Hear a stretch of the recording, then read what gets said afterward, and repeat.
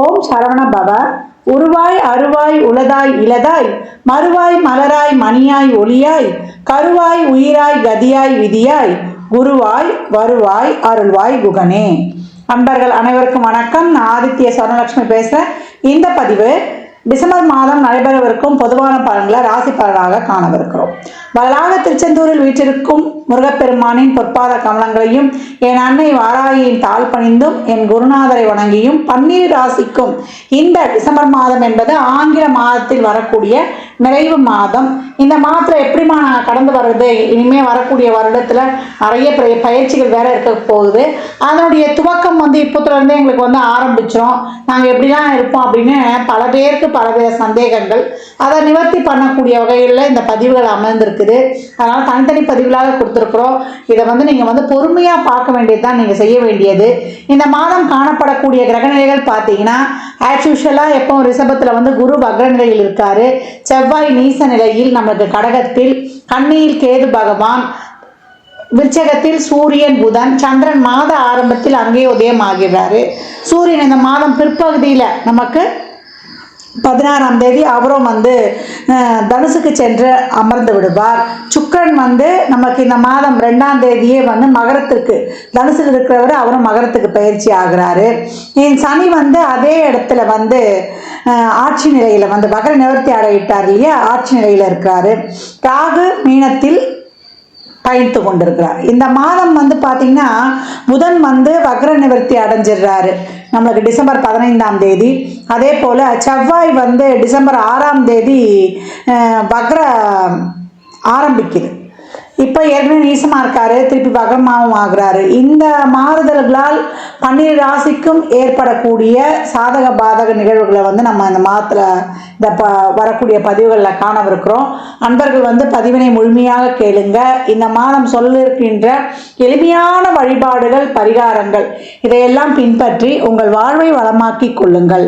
சிம்ம ராசி சிம்ம லக்னத்திற்கான பலன்களை காணவிருக்கிறோம். இந்த டிசம்பர் மாதம் எப்படி கடந்து வரான்னு பார்க்கும்போது நமக்கு கார்த்திகை 16ல இருந்து மார்கழி 16 வரைக்கும் நமக்கு டிசம்பர் மாதமாக கணக்கிடுறோம். இப்போ சூரியனை பொறுத்த வரைக்கும் இப்போ எங்கே இருக்கிறாரு, விருச்சகத்திலையும் 4, 5 என்ற இடங்கள்ல பயணிப்பார். உங்களுக்கு ஒரு தெளிவு கிடைச்சிரும். இப்போ பார்த்தீங்கன்னா குரு வக்ரத்தில் இருக்காரு, சுக்கிரனுடைய குரு பார்வையில் இருக்காரு. ஏன்னா சுக்கிரன் உங்களை பொறுத்த வரைக்கும் 3, 10 தொழில் ஸ்தான அதிபதி. அவர் ஏற்கனவே குரு 5, 8 நமக்கு தொழில் ஸ்தானத்தில் இருக்கிறதுனால நிறைய தொழில ஒரு ப்ரெஷரு, தொழில் இருந்தாலும் தொழிலுக்கு போக முடியல, தொழிலில் நிறைய இன்னல்கள், கஷ்டங்கள் இதையெல்லாம் ஃபேஸ் பண்ணி கொண்டிருக்கிறார்கள். ஒரு வருமானன்றது இல்லை. நாங்கள் எதிர்பார்த்து எப்படி குடும்பத்தை நடத்துறது, இது வரைக்கும் வருமானம் வரும்னு நினச்சி நாங்கள் நிறைய இஎம்ஐக்கெலாம் ஆட்பட்டுட்டோம். ஏன்னா இஎம்ஐ இல்லாமல் மூச்சு காற்று மாதிரி ஆகிப்போச்சு. எதை எடுத்தாலும் இஎம்ஐ. இது இன்னும் கேட்கவே வேணாம். இந்த ஃப்ளாட்டில் குடியிருக்கிறவங்களாம் பார்த்தோம்னா அவங்க ஒரு பொருள் வாங்கிட்டா இவங்க ஒரு பொருள் வாங்கினா அது ஒரு ஸ்டேட்டஸை காட்டக்கூடியதாக இருக்குது. இப்போ பார்த்தீங்கன்னா எல்லார் வீட்லையும் ஏசி, ஒரு வாஷிங் மிஷினு, ஒரு பெரிய டிவி, அதே போல் நம்மளுக்கு ஒரு ஃப்ரிட்ஜு, இந்த மாதிரி இருக்கிறதெல்லாம் ஒரு அத்தியாவசிய தேவை. போக கார் கண்டிப்பாக இருந்தாகணும் அப்படின்ட்டு இப்போ எல்லாருக்குமே இருந்துச்சு. இப்போ கார் வச்சுருந்தா ஒரு கெத்து அப்படின்ற மாதிரி இப்போ நிறைய உண்டாயிடுச்சு.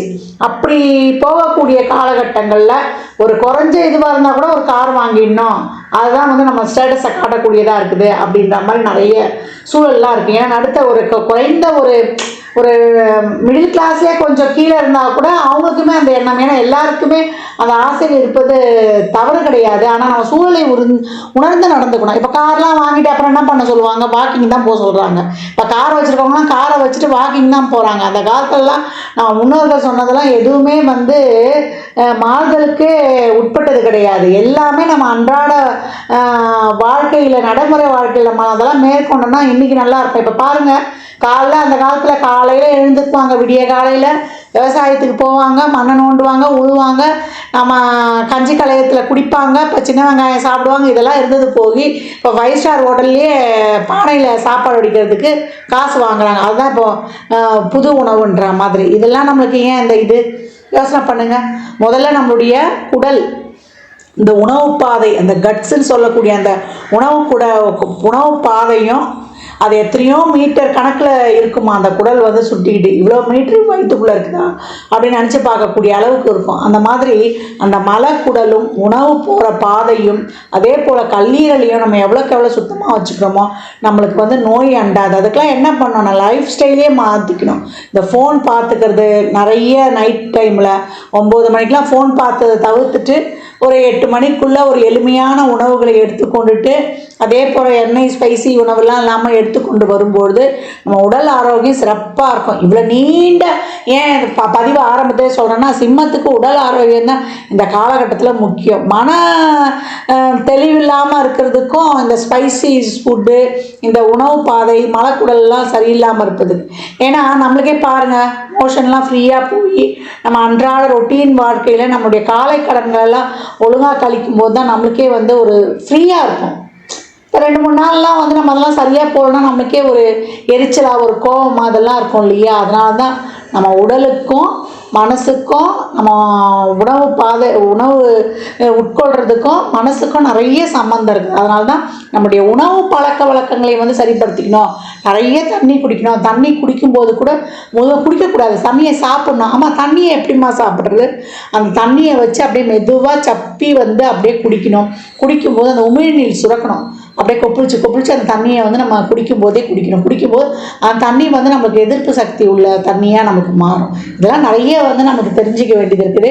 எப்பயும் வந்து இந்த சிறுதானிய உணவுகள்லாம் நீங்கள் வந்து யூஸ் பண்ணுறீங்க, இல்லை சாதம் வடிக்கிறீங்க, இப்போ வந்து கைக்குத்தல் அரிசி சாதம்லாம் வடிக்கிறீங்க, அந்த சாதத்தில் முதல் நாள் கொஞ்சம் 2 வச்சு அதை தண்ணியை ஊற்றி மறுநாள் காலைல அந்த தண்ணியும் அந்த பச்சை சின்ன வெங்காயத்தையும் சாப்பிடும்பொழுது முதல்ல நம்ம குடலுக்கு நம்ம உடலுக்கு அது சிறந்த ஒரு புரோட்டீன், அந்த மாதிரி ஒரு புரோட்டீன் வந்து அந்தளவுக்கு இருக்கிற ஒரு சத்துள்ள நீர் நம்மளுக்கு வந்து கிடைக்கிறது ரொம்ப வந்து அரிது. ஒரு சத்துள்ள நீர் அப்படின்னு வந்து சொல்லலாம். அதை அப்படியே எடுத்தவுடனே காஃபி டீ குடிக்கிறதுக்கு பதிலாக இதை குடித்தோன்னா நம்ம உடலில் இருக்கிற அத்தனை உறுப்புகளும் வந்து ரொம்ப பாசிட்டிவாக இயங்கும். இதற்கு நிறைய உதாரணங்கள்லாம் இருக்குது. நிறைய இந்த ட்ரிங்க்ஸ் பண்ணுறவங்களுக்குலாம் அந்த குடல்லாம் வந்து எதுவுமே இருக்காது. அவங்களெல்லாம் எடுத்துகிட்டு போய் செக் பண்ணி பார்த்தீங்கன்னா அவங்களுக்கு ஈரல் கெட்டு போச்சு, குடல் இதுவாகிடுச்சு, வயிற்றில் ஒன்றும் இல்லை அப்படின்லாம் சொல்லுவாங்க. அந்த ட்ரிங்க்ஸ் பண்ணுறவங்க கூட வெறும் வயிற்றில் காலையில் வந்து இந்த தண்ணியை குடிச்சிக்கிட்டே வந்துருந்தாங்கன்னா அவங்களுக்கு ஒரு இந்த உறுப்புகள்லாம் அப்படியே கிடையவே கிடையாது, அப்படியே இருக்கும். ஏன்னா இதெல்லாம் வந்து லைவில் நாங்கள் பார்த்துருக்கோம். அந்த மாதிரி செஞ்ச அந்த காலத்து ஆளுங்கள்லாம் நாங்கள் பார்த்துருக்கோம். இதெல்லாம் எங்கள் ஃபேமிலியிலேயே கூட நிறைய வந்து நான் நிறைய பார்த்துருக்கேன் அந்த மாதிரி இருக்கிறவங்களெல்லாம். அதனால் இப்போ இந்த காலகட்டம், ஏன்னா ஆரம்பத்திலே உங்களுக்கு நிறைய வந்து ஒரு விழிப்புணர்வாக நான் சொல்லியிருக்கிறேன். தொழிலை பொறுத்த வரைக்கும் உங்களுக்கு வந்து மேலதிகாரி, உடன் பணிபுரிபவர்கள் இவர்களெல்லாம் கொஞ்சம் அனுசரித்து சொல்லணும். ஏன்னா குரு வக்ரமாகவும் செவ்வாய் நீசமாகவும் 12, ஏன்னா சுக்கிரனுடைய பார்வையில், சுக்கிரன் 6ஆம் இடத்துல. அதனால் கொஞ்சம் கோபத்தை குறைத்து கொள்ளுங்கள் வேலை செய்கிற இடத்துலலாம். மற்றபடி தொழில் இருக்கும், தொழிலில் இதுதான் நிரசனம், வேலை பலம் அதிகமாக இருக்கும். செவ்வாயுடைய 8ஆம் பாதை சனிக்கும் விழுதாகும், தொழில் காரகன் அல்லவா? அதனால் வேலையில் வந்து பலு கூடும். நம்ம என்ன தான் வேலை செஞ்சாலும் அதில் வந்து ஒரு திருப்தி இல்லைன்னு சொல்லிட்டு இப்போ ஒரு ஐடி ஃபீல்டெல்லாம் ஒரு ஹெச்ஆராக இருக்கிறாங்க, இல்லை வந்து ஒரு டீம் லீடராக இருக்கீங்கன்னா உங்களுக்கு ப்ரெஷர் கூட இருக்கிறவங்க வந்து வேலை பார்க்கலன்ற ஒரு வேலை பலு இதெல்லாமே இருக்கும். அதனால் நிலைமையை உணர்ந்து தொழில் சார்ந்த விஷயங்களில் மட்டும் கொஞ்சம் கூடுதல் கவனம் எடுத்துக்கோங்க. இல்லை நான் முன்னேறணும், நான் நல்லா உழைக்கணும், நான் வந்து வாழ்க்கையில் வந்து ஒரு தன்னம்பிக்கையோட உத்வேகத்தோடு செய்யணுன்றவங்களுக்குலாம் நல்ல ஒரு உதவி, ஒரு அருமையான ஒரு வேலை வாய்ப்புக்கான வழி. நம்ம எண்ணங்கள் தான் நம்ம வாழ்க்கை. நம்ம கான்சியஸ் மைண்டுக்கு என்ன போடுறோமோ நம்ம வந்து டக்குன்னு நம்ம மனசில் படும், அது அப்படியே நடக்கும். நிறைய நேரம் பார்த்துருக்கீங்களா? அதே மாதிரி நம்ம எண்ணக்கூடிய எண்ணங்கள், சிந்தனைகள், செயல்கள் இதெல்லாம் வந்து உறுதியாக நினைக்கணும். அது வந்து ஒரு இதில் வந்து நம்ம மேல் மனதுக்கு தான் நல்லது கெட்டது இதெல்லாம் வந்து எதை அனுப்பணும், எதை அனுப்பக்கூடாது, இது தப்பான காரியம், இது வந்து சரியான காரியம் அப்படின்னு நம்ம வந்து கான்ஷியஸ் மைண்டு வந்து அது தெரிஞ்சுக்கும்.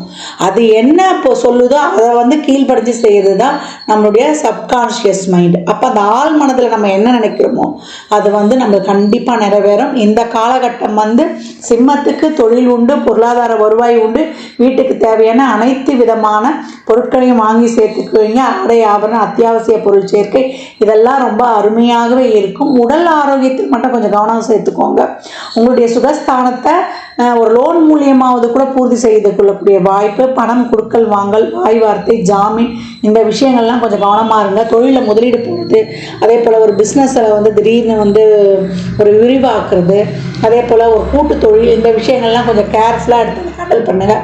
ஒரு இடத்துல வேலை செய்கிறவங்க கொஞ்சம் வந்து விழிப்புணர்வு, பொறுமையை மட்டும் கடைப்பிடிங்க. திருமணம் சார்ந்த விஷயங்கள்லாம் தசாபதிகள் சிறப்பாக இருக்கும்போது நல்லாவே நம்மளுக்கு வந்து ஹேண்டில் பண்ணிடும். இருக்கிறத வச்சு இல்லை ஒரு இடத்துல வந்து நான் கம்ஃபர்டபுளாக போய்கிட்டு இருக்கிறோமா அப்படின்னீங்கன்னா அதையே அப்படியே நம்ம கடந்து வந்துடுங்க. அடுத்து வரக்கூடிய அஷ்டம சனிலாம் எங்களை பெரிதாக பாதிக்குமா அப்படின்ற அச்சம்லாம் வேண்டாம். அதுக்கு நம்ம எப்படி போகணுன்றது அந்த காலகட்டங்களை பார்த்துக்கலாம். இப்போ வந்து நம்ம என்ன பண்ணோம், அஷ்டம சனின்னா ஒன்று 5 நடுங்க வேண்டியது கிடையாது. நம்ம அதே அந்த இடத்துல வந்து ஒரு புதனோ குருவோ சுக்கிரனோ இருந்துட்டா தாக்கங்கள் அப்படி இருக்காது. சனி தசாவோ சனி புத்தியோ நடக்கும்போது தான் நம்ம ரொம்ப அதை பற்றி யோசிக்கணும். அப்படி இல்லை, நார்மலாக ஒரு சேஃபராக ஒரு தசாபத்தில் நடக்குது, ஒரு குரு தசா, ஒரு புதன் தசா, ஒரு சுக்கிர தசாலாம் நடக்குதுன்னா நம்ம சேஃபர் ஜோனாகவே போயிடுவோன்னு வச்சுக்கோங்க. இந்த மாதத்தை பொறுத்த வரைக்கும் தொழிலை வந்து கொஞ்சம் கவனமாக, கோவப்படாமல், அந்த தொழிலை வந்து ஒரு ஸ்ரத்தையாக, ஒரு ஆர்வமாக, மற்றவங்களோட கான்டாக்ட் நல்லா சிறப்பாக இருந்து செய்யும்போது நம்முடைய தொழில் ரொம்பவே சிறக்கும். தொழிலை நம்ம வந்து சிறப்பாகவே வெற்றி பெறலாம். எந்த ஒரு தொழிலையும் இல்லை நம்ம பிடிக்காமே ஒரு தொழிலுக்கு போயிட்டா கூட அதுக்கப்புறம் அந்த தொழிலை வந்து நேசிக்கணும். ஏன்னா செய்யும் தொழில் தான் தெய்வம். அப்படி ஸ்ரத்தையாக அந்த தொழிலை வந்து நம்ம வந்து ஃபாலோ பண்ணும்பொழுது நமக்கு ஏற்றமான வாழ்வு, பொருளாதார வருவாய் ஆஸ் யூஷுவலாக ரொம்ப சிறப்பாகவே இருக்கும் அப்படின்னு சொல்லியாச்சு. யாருக்கும் எந்த கருத்தையும் சொல்ல வேண்டாம், எதர் மேலேயும் பற்று வைக்காதீங்க. உங்களுடைய கடமை என்னவோ அதை செஞ்சுட்டு நீங்கள் அப்படியே கடந்து வந்துட்டீங்கன்னா சிம்மம் சிறப்பாக சிலிர்த்து நிற்கும் அப்படின்னு வந்து சொல்லலாம். அப்படியே அந்த ஒரு கட்ஸு, சிம்மன்னாலே அந்த ஒரு கம்பீரம், ஒரு ஆளுமை தன்மை, ஒரு என்ன சொல்றது, ஒரு பவர்ஃபுல் அப்படின்னு வந்து சொல்லலாம். அந்த காட்டுக்கு ராஜா அப்படியே தோரணையோடு வந்து நிற்பார் இல்லையா, அந்த தோரணையே உங்களுக்கு என்றைக்குமே வந்து இது பண்ண முடியாது. அந்த ஒரு நல்ல மனப்பான்மை, ஒரு நல்ல ஒரு பாங்கோடு வந்து நீங்கள் கடந்து வந்துடலாம். மாணவர்களுக்கு நல்ல ஒரு கல்வித்திறன், நல்ல டீப் நாலேஜ், இதெல்லாம் வந்து ரொம்ப சிறப்பாக கிடைக்கும். தாராளமாக உங்கள் எஃபர்ட்டை போடுங்க. நல்லா வந்து ஒரு புத்தி திறன்லாம் இப்போ அந்த காலகட்டம் இருக்கும். தேவையில்லாத சிந்தனை, தேவையில்லாத எண்ணங்கள், ஒரு பயம், அச்சம், இதையெல்லாம் தவிருங்க.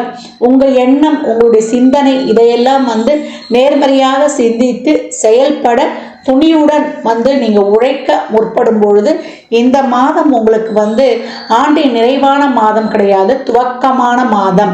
நான் என்றைக்கும் இப்பயும் சொல்கிறேன், உங்களுடைய அஷ்டம சனியை நம்ம இனிமேல் வரக்கூடிய சனி பயிற்சி பதிவுகள்லையும் சரி, புது வருட பதிவுகள்லையும் இந்த வரக்கூடிய அஷ்டம சனியையும் அதிர்ஷ்டத்தை தரும் வாய்ப்பாக எப்படி பெற்றுக்கொள்ளலாம் என்பதையும் பார்க்கலாம். ஏன்னா உங்களுக்கு 5, 8 என்று சொல்லக்கூடிய திடீர் அதிர்ஷ்டம் என்ற இடத்துக்கும் போய் அவர் வந்து உட்காருவார்.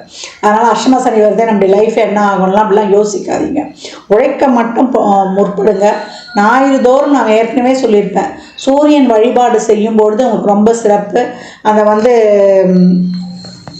எப்பவும் வந்து ஒரு ஏழை எளியவருக்கு கோதுமை தின்பண்டங்கள், அந்த மாதிரி கோதுமை சார்ந்த உணவுகளை கொடுப்பது, அதே போல் சூரியனுடைய வழிபாடு வைத்துக் கொள்வது, சூரியனுடைய காயத்ரி 3 வேளையும் சொல்லும் பொழுது உங்களுடைய தன்னம்பிக்கை, ஆன்ம பலம் எப்போவுமே அதிகரிக்கும். இந்த மாதத்தை பொறுத்த வரைக்கும் நீங்கள் வந்து பலராகிய முருகப்பெருமானை வந்து செவ்வாய்க்கிழமை தோறும் வழிபட்டு கொண்டு வரும்பொழுது உங்களுக்கு வந்து ரொம்ப சிறப்பான பலன்கள் கிடைக்கும். பெற்றோருடைய உடல் ஆரோக்கியத்தில் கொஞ்சம் கூடுதல் கவனம் எடுத்துக்கோங்க. சகோதரிடையே வந்து தேவையில்லாத வாக்குவாதங்கள்லாம் வைத்து கொள்ளாதீங்க. வண்டி வாகனங்களில் போகும்போது கவனமாக வைத்துக் கொள்ளுங்க. உணவு சார்ந்த விஷயங்களை நான் ஏற்கனவே சொன்ன மாதிரி ஒரு கட்டுப்பாடுகளை வைத்துக் கொள்ளுங்க. ரெகுலர் எக்ஸசைஸ் வந்து உங்களை சிறப்பாக வந்து வழிநடத்தும். இல்லைம்மா எனக்கு எக்ஸசைஸ்லாம் பண்ண முடியாது அப்படின்னீங்க, ஒரு 10 நிமிஷம் நல்லா வந்து நம்ம உடம்பை நல்லா ஆக்டிவேட் பண்ணுற மாதிரி, இன்னும் அதை வந்து ஒரு கலோக்கியெல்லாம் சொல்லணும்னா ஒரு குத்தாட்டம் போடுற மாதிரி ஒரு டான்ஸ் பெர்ஃபார்மன்ஸ் பண்ணிடுங்க. டான்ஸ் பெர்ஃபார்மன்ஸ் பண்ணும்பொழுது நம்முடைய ஐம்புலன்களும் வந்து அங்கே ஆக்டிவேட் ஆகிடும். அப்போ நடைப்பயிற்சியை விட டான்ஸ் பண்ணும்பொழுது ரொம்ப வந்து நமக்கு ஒரு எனர்ஜெட்டிக் வரும், நம்மளுக்கு வந்து ஒரு சந்தோஷம் வரும். எப்பயும் வந்து நம்ம மனசை வந்து ஒரு உற்சாகமாக ஒரு தெளிவாக வைத்து கொள்ளும்பொழுது நம்ம சிறப்பாக ஆக்டிவேட் ஆகிடும். அதுதான் இது 5ல் இருக்கக்கூடிய சூரியனை உங்களுக்கு சொல்கிறாரு. நிறைய ஆன்மீக பயணங்கள், நிறைய சித்தர் ஜீவசமாதி வழிபாடுகள்லாம் செய்யுங்க. இந்த காலத்துலேயும் உங்களுக்கு இந்த நிறைவான மாதம் வந்து உங்களுக்கு ரொம்ப மகிழ்ச்சியான பலன்களை தரும் அப்படின்னு வந்து சொல்லலாம். குழந்தை பாக்கியம், அதற்கான ஒரு வாய்ப்புகள், அதற்கான முயற்சிகள்லாம் ரொம்ப சிறப்பாக கை கொடுப்பது. பெண்களுக்கு என்னதான் இருந்தாலும் நாமளும் வாழ்க்கையில் ஜெயிச்சிடணுன்ற ஒரு தன்னம்பிக்கை தைரியத்தை கொடுக்கக்கூடிய மாதம் சொல்லலாம். நான் சிம்ம ராசியில் பிறக்கக்கூடிய சிம்ம ராசி லக்னத்தில் இருக்கக்கூடிய பெண்கள் தான் அந்த குடும்பத்தை வந்து ஆண்கள் சம்பாரிச்சா கூட அவங்க தான் மறைமுகமாக அந்த குடும்பத்தை இழுத்து செல்லக்கூடியவர்கள் அப்படின்னு சொல்லியாச்சு. வயதில் பெரியவங்க ஒரு 60 வயதுக்கு மேலே இருக்கிறோம், 65 வயதுக்கு மேலே இருக்கிறோம்னா நிறைய மெடிடேஷன், யோகா, தியானம் பண்ணிக்கோங்க. உடல் ஆரோக்கியத்தில் மட்டும் கவனம் வைத்துக் கொள்ளுங்க. ஒரு நீண்ட தூர தல யாத்திரைகள்லாம் சென்று வாங்க. சிவ வழிபாடு செய்யுங்க. கோயிலுக்கே போக முடியல, ஏன்னா கார்த்திகை மாதம் வேறு வரும் இல்லையா? அப்போ வந்து இந்த காலகட்டம் வந்து உங்களுக்கு இந்த திருக்கார்த்திகை தீபம்லாம் வரும். அப்போல்லாம் வந்து திருவண்ணாமலைக்கே போக முடியலனாலும் வீட்டில் வந்து அண்ணாமலையான் நினச்சி அண்ணாமலையானுக்கு அரோகரா, ஓம் நம சிவாய, இந்த எவ்வளோக்கு நேரம் நீங்கள் உங்களுக்கு வந்து சொல்ல முடியுதோ அவ்வளவு, எப்பெல்லாம் சொல்ல முடியுதோ சொல்லிக்கொண்டே வரும்பொழுது இந்த நவ கிரகங்கள் உங்களுக்கு நண்பனாக கை கொடுக்கும். சிம்ம ராசி லக்னக்கார அன்பர்களுக்கு என் மனமார்ந்த வாழ்த்துக்களை வந்து தெரிவித்துக் கொள்கிறேன். இந்த மாதம் நீங்கள் வந்து எப்போவும் ஏழை எளியோருக்கு சனிக்கிழமை மதியம் 1 to 2 இல்லை அந்த நாளில் எப்போல்லாம் முடியுதோ நீங்கள் வந்து அன்னதானம் தர உங்களுக்கு வந்து ரொம்ப சிறப்பாக இருக்கும். சனிக்கிழமை முடியலையா, ஞாயிற்றுக்கிழமையாவது தாராளமாக கொடுங்க. மசூதிகளுக்கு இல்லை கிறிஸ்டின் ஆலயங்களுக்கு, மாற்று மதத்தை வேறு மதங்களுக்கு சார்ந்தவங்களுக்கு அந்த கோதுமையை அந்த இதில் வாங்கி கொடுப்பது, இல்லை ஒரு ப்ரெட்டு இந்த மாதிரி வாங்கி கொடுப்பது. எப்போவும் அன்னதானம் செய்தீங்கன்னா எலுமிச்சங்காய் ஊறுகாய் வச்சு செய்யுங்க. அதே போல் ஒரு அன்னதானம் பண்ணும்போது தண்ணீர் இல்லாமல் கொடுக்காதீங்க. தண்ணீர், எலுமிச்சங்காய் ஊறுகாய் தேவை. இப்போ ஒரு ப்ரெட்டு வாங்கி கொடுக்கணும் செய்யணும்னா கூட வந்து ஒரு டீ, காஃபி இல்லை ஒரு பால் இந்த மாதிரி வாங்கி கொடுத்து நீங்கள் பண்ணலாம். இப்போ பெரியவங்க கிட்ட நிறைய பிளெஸ்ஸிங்ஸ் வாங்கிக்கோங்க. எவ்வளோக்கு எவ்வளோ வந்து நீங்கள் பெரியவர்கள்கிட்ட ஆசீர்வாதமாக உங்கள் பெற்றோர்களை மகிழ்வீங்க. முதல்ல உங்கள் பெற்றோருடைய மகிழ்வீங்க. ஏன்னா இப்போ அந்த காலகட்டம்லாம் அவங்களுக்குலாம் ஹெல்த் இஷ்யூலாம் கொஞ்சம் வரும். அந்த நேரத்தில் அவங்கள கனியோடு பார்த்து கொள்ளும்பொழுது அவங்க வாய் வாழ்த்தாவிட்டாலும் வயிறு வாழ்த்துன்னு சொல்லுவாங்க இல்லையா? அவங்களுடைய ஆசீர்வாதம் மனப்பூர்வமாக உங்களுக்கு முழுமையாக கிடைக்க பெறும்பொழுது வாழ்க்கையில் மிகப்பெரிய உச்சத்தை வந்து நீங்கள் அடைவீங்க அப்படின்னு வந்து சொல்லலாம். இந்த பலனெல்லாம் கோள்களின் கோச்சார நிலையை வைத்து சொல்லப்பட்டிருக்கு. உங்கள் சுய ஜாதகத்தில் இப்போ என்ன தசாபுத்தி நடக்குது, அது எதற்காக உங்களுக்கு ஊக்கப்படுத்துது, அது திருமணம், குழந்தை பாக்கியத்திற்கா இல்லை பொருளாதார முன்னேற்றத்திற்கா என்பதெல்லாம் உங்கள் சுய ஜாதகத்தை ஆய்வு செய்வதன் மூலம் மட்டுமே நாம் தெள்ள தெளிவாக அறிந்து கொள்ள முடியும். இந்த மாதம் சிம்மத்திற்கு ரொம்ப வந்து ஒரு பொறுமை நிதானம் இருந்துச்சுன்னா ரொம்ப சிறப்பான மாதமாக நீங்கள் கடந்து வந்துடலாம். ஜாதகம் பார்க்க விரும்பும் நண்பர்கள் இந்த எண்ணிற்கு ஒரு மெசேஜ் செய்யுங்க. தங்களுக்கான விவரங்கள் அளிக்கப்படும். அப்பாயின்மெண்ட் பெற்றுக்கொள்ளலாம். ஜாதகம் சிறந்த முறையில் கணித்து பார்த்து தரப்படும். வாஸ்து பார்த்து தரப்படும். வாஸ்துப்படி வீடு கட்ட பிளான்கள் போட்டு தரப்படும். எண்ணியல் படி பெயர் வைத்து தரப்படும். பிறந்த குழந்தைகளுக்கும் தொழிற்சாலை நிறுவனங்களுக்கும் பெயர் வைத்து உங்கள் வாழ்வை வளமாக்கிக் கொள்ளலாம். சுபமுகூர்த்த நாட்கள் குறித்து தரப்படும். அவரவர் சேவைக்குண்டான கட்டணத்தை செலுத்தி சிறப்பான சேவைகளை பெற்று தங்கள் வாழ்வை வளமாக்கிக் கொள்ளலாம். மற்றும் ஒரு சிறப்பான பதிவில் சந்திக்கும் வரை தங்களிடமிருந்து விடைபெற்றுக் கொள்வது ஆதித்ய சொர்ணலட்சுமி. மிக்க நன்றிகள். வாழ்க வளமுடன். நற்பவி நற்செழி. இறையருளால் அனைத்தும் நிறைவாகட்டும்.